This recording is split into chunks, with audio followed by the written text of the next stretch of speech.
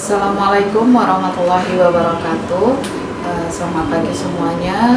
Baiklah, pertemuan kali ini yaitu pembelajaran matematika,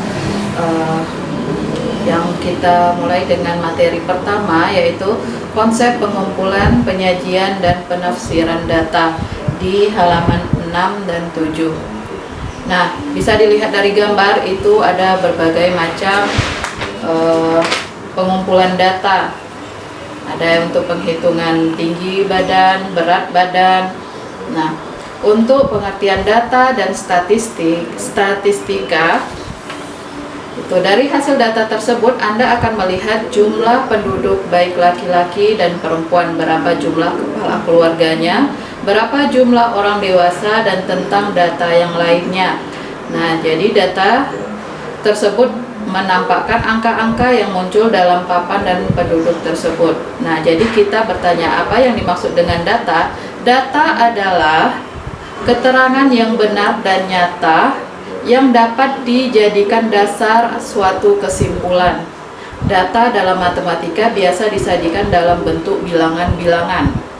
Nah, untuk statistik atau statistika itu adalah ilmu yang berhubungan dengan pengumpulan data, penghitungan atau pengolahan data, serta penarikan kesimpulan berdasarkan data yang telah diperoleh. Nah, contohnya itu dia disajikan dalam bentuk angka-angka, diagram, atau gambar-gambar. Nah, selanjutnya itu ada pengukuran, pendataan, dan pengumpulan data.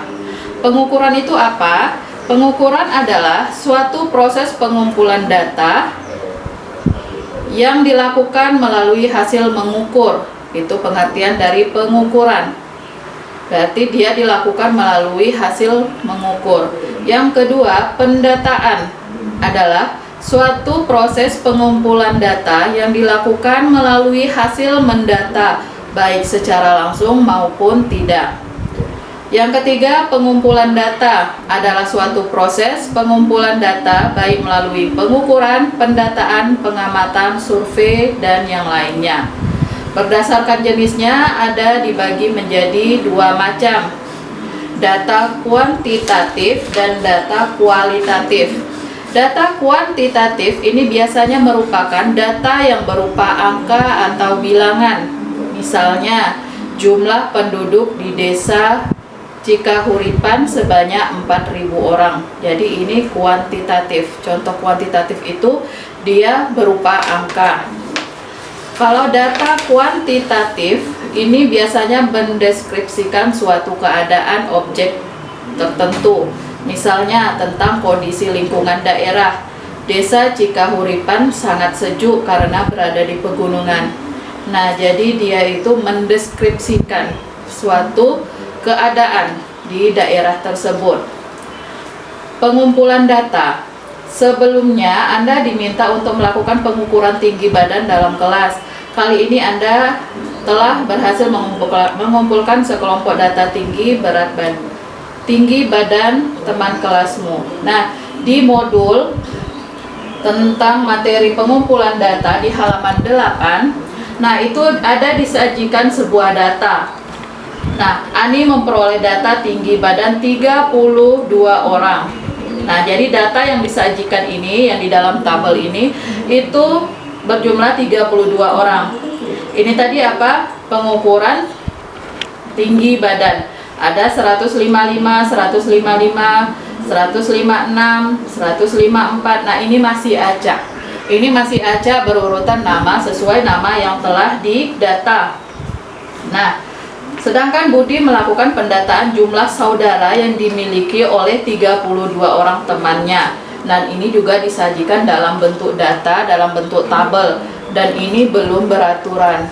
Ini belum diurutkan. Nah, jadi dia berupa data yang telah didata oleh temannya dalam satu kelas, itu ada 32 orang.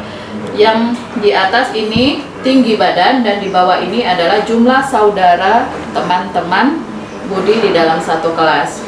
Nah, jadi datanya itu berbentuk tabel seperti ini. Mau data pengukuran apapun, dia bisa kita bentuk seperti ini, dibuat tabel. Untuk pengurutan data, pengurutan ini dilakukan dengan mengamati dari data tersebut, ya ini data yang telah dibuat dari tabel di atas. Kita tinggal mengurutkan dari data terkecil sampai ke data terbesar atau tertinggi. Nah, dari data yang tinggi berat badan itu diukur oleh Ani. Nah, dari tinggi berat badan ini kita urutkan dari yang terkecil sampai terbesar. Coba perhatikan dari kolom pertama itu ada 155, maka berurutan 155, maka di tinggi badan 155 ada 2 orang. 156, 100. Oh, ini belum diurutkan ya. Nah, ini datanya. Data yang dari yang di atas tadi kita tulis, dan di bawah ini yang diurutkan. Di halaman 9 itu ada yang data yang telah diurutkan, itu dari 153 sampai 159. Nah, tinggal kita perhatikan jumlah tinggi yang sama, maka itulah beberapa orang yang memiliki tinggi yang sama. Contohnya 154, ada 1, 2, 3, 4. Nah, perhatikan angka 154, 154 itu ada 4 kolom yang sama, maka tinggi badan 154 ada 4 orang, dan seterusnya masih ada tuh 155 ada 1, 2, 3, 4, 5, 6, 7, maka di tinggi badan 155 ada 7 orang. Nah, itu data pertama. Data kedua tadi telah kita dapatkan dari penelitian Budi, yaitu tentang jumlah saudara. Jumlah saudara dari 32 siswa. Nah, telah kita dapatkan tadi itu dalam bentuk tabel. Nah, untuk mengurutkan data tadi telah kita ketahui, maka pengurutannya dari yang terkecil hingga terbesar. Nah, tinggal kita perhatikan dari 32 siswa itu ada 1, 2, 3, 4, dan 5. Jadi ada yang mempunyai 1 saudara, 2 saudara, 3 sampai 5 bersaudara. Nah, kita urutkan dari yang terkecil sampai terbesar dengan jumlahnya tetap 32 orang. Nah, itu tadi untuk mengurutkan data. Selanjutnya membuat tabel data. Data yang diurutkan untuk mempermudah ketika dalam penyajian data dalam bentuk tabel, Anda akan mempelajari bagaimana menyajikan data dalam bentuk tabel frekuensi. Nah, dalam tabel frekuensi ini untuk membuat tabel, coba perhatikan di halaman 10 itu ada tabel, ada kolom tinggi badan, turus, dan frekuensi. Nah, tinggi badan dari yang terkecil itu ada 153 sampai 159 dari data tinggi badan tadi yang telah kita cari, yang Ani tentukan tadi. Nah, 153 setelah kita urutkan, lihat data yang telah diurutkan di halaman 9 itu ada 153. 153 terdapat 1 siswa, maka dia garis 1, turusnya itu 1, maka frekuensinya juga 1. Nah, lanjut di tinggi badan 154, kita lihat di tabel yang telah diurutkan 154 terdapat 1, 2, 3, 4 orang. Nah, jadi di sini turusnya kita bikin 4 garis, 1, 2, 3, 4, maka jumlah frekuensinya juga 4. Selanjutnya 155 tadi ada 1, 2, 3, 4, 5, 6, 7, maka turusnya juga 7 garis. Untuk mempermudah penghitungan, setiap garis kelima itu dikasih silang, maka itu jumlahnya 5, ditambah 2 turus lagi menjadi 7, maka jumlah frekuensinya 7, dan seterusnya sampai jumlah frekuensinya berjumlah 32 siswa. Nah, baiklah, untuk penjelasan materinya sampai di sini. Silakan dilihat lagi modulnya dan kita lanjut ke penugasan. Oke. Baiklah, untuk penugasan, coba perhatikan di halaman 11 itu ada ayo diskusikan. Itu ada tugas di kegiatan 5.1 di halaman 11.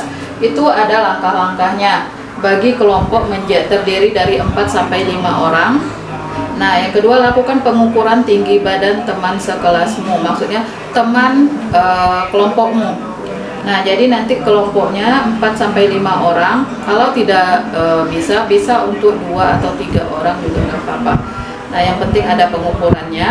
Lakukan pendataan jumlah saudara dari teman sekelasmu atau jumlah teman kelompokmu. Laporkan hasil pengukuran dan pendataan yang Anda lakukan. Nah, di sini tidak harus 4 sampai 5 orang. Seberapa bisanya, atau 2. Bisa kalian komunikasikan dengan temannya atau teman yang berlainan tempat, atau saudara juga bisa. Nah, itu di latihan atau di kegiatan 5.1. Nah, setelah kalian menentukan tinggi badan dan jumlah saudara sesuai dengan contoh yang telah saya jelaskan tadi, silakan isi yang ada di kolom 1 sampai 4. Itu ada laporkan hasil pengukuran yang tadi yang telah dibuat.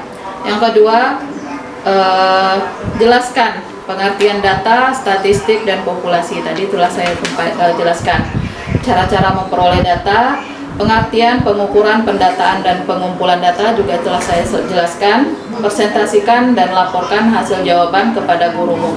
Dan untuk pelaporan hasilnya, silakan tulis di buku atau di kertas, difoto dan dikirim langsung ke saya, boleh langsung ke Umi juga boleh.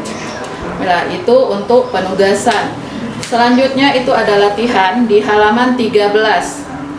Di halaman 13 ada latihan itu tentang biaya komunikasi.